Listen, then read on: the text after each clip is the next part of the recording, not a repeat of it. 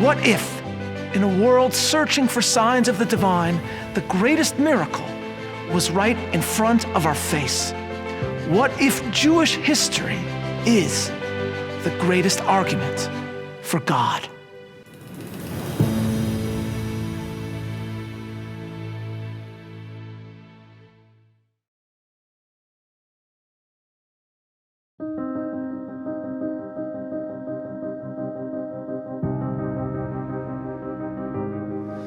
Several years ago, the synagogue in which I worked as a rabbi on Manhattan's Upper East Side suffered a terrible and tragic fire. Our sanctuary was destroyed, and it was right before the Jewish High Holy Days. We needed a location for our services. We were very graciously offered the auditorium of the Metropolitan Museum of Art. I was apprehensive. I had marked this holiday since I was a child in a synagogue. And now here I was about to lead services in one of the most popular tourist locations in the world. On the first day of the holiday, I joined the throngs of t-shirt clad tourists standing out in my suit and my Jewish prayer shawl. I entered the great hall, intending to head to the auditorium, and suddenly I stopped. There before me was a 10-foot tall statue of a pharaoh, 4,000 years old, which had just been brought from Berlin.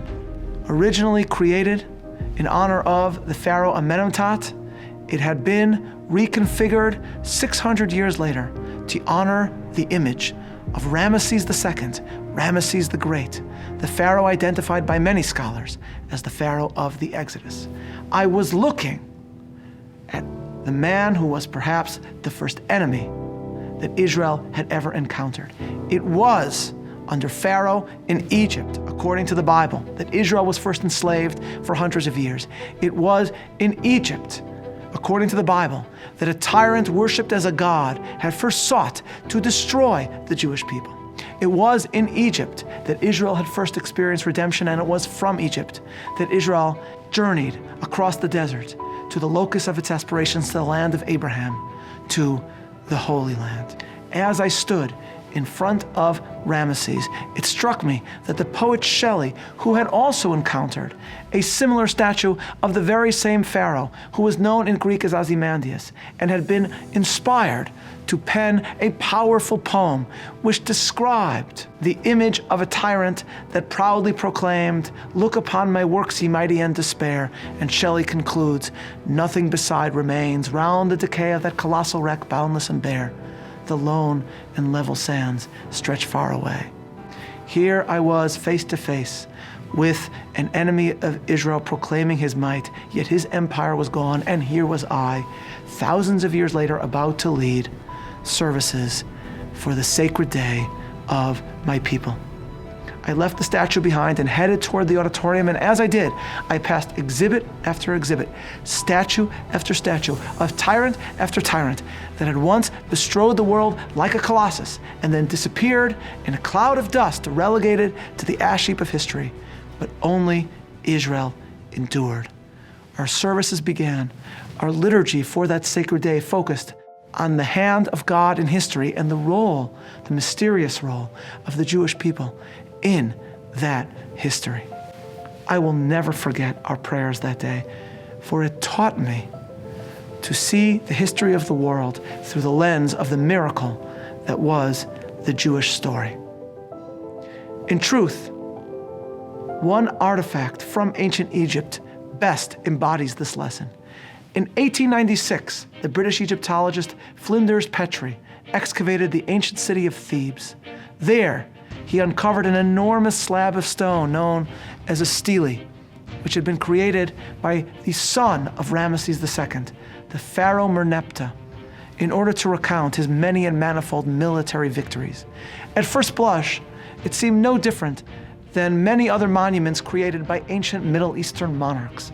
But soon, Petrie discovered one word on this stele, which led him to conclude that it was the most important find of his career. Most of the stele focuses on Merneptah's battles in the Libyan region, but toward the end, it turns to the Holy Land, describing city-states that the Pharaoh destroyed. Ashkelon, Gezer, Yanoam, and then suddenly the following phrase appears: Israel is laid waste. Its seed is not. Petrie realized that he had discovered the first reference to Israel outside the Bible, many years older than any other. Moreover, appended to the description of Israel was a hieroglyphic describing Israel not as a city or a place, but rather as a people, and a foreign and nomadic people, as if Israel had arrived into the Holy Land from elsewhere. Petrie, in other words, had found not only the oldest reference to Israel outside the Bible, but one which could very well be understood to help confirm the biblical account. But here is what even Petrie did not realize. As others have noted, what Petrie had discovered was a description of Israel's destruction, which means that the oldest mention of Israel outside the Bible is an obituary for the people of Israel. And yet, every other nation and people mentioned on the stele has long since disappeared, and only Israel endures. The Merneptah Stele reflects what one will find in other exhibits from other empires, in museums and ruins around the world. In every location, one can find an obituary for the Jewish people. In the British Museum in London, in the Assyrian wing, an ancient empire trumpets its destruction of the northern and southern kingdoms of Israel. In the Pergamon Museum in Berlin, one can find the great Gate of Ishtar of Nebuchadnezzar, the Babylonian king who exiled Israel from its land and destroyed the first temple.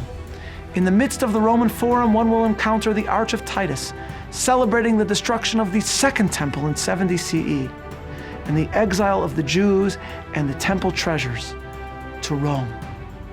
Museum after museum, city after city, contains exhibit after exhibit, site after site, which proclaims the very same phrase: Israel is laid waste, its seed is not. And yet, only Israel endures. Obituary after obituary is found in museum after museum, and yet here I stand next to a recreation of the Merneptah Stele in the Museum of the Bible, created to mark the enduring legacy of the Jewish people and of the Bible that Israel gave to the world. We live in an age that is searching for signs of meaning, of something larger than ourselves. Perhaps, in order to find a hint of the miraculous, one need only visit a museum. Nothing beside remains. Only Israel endures.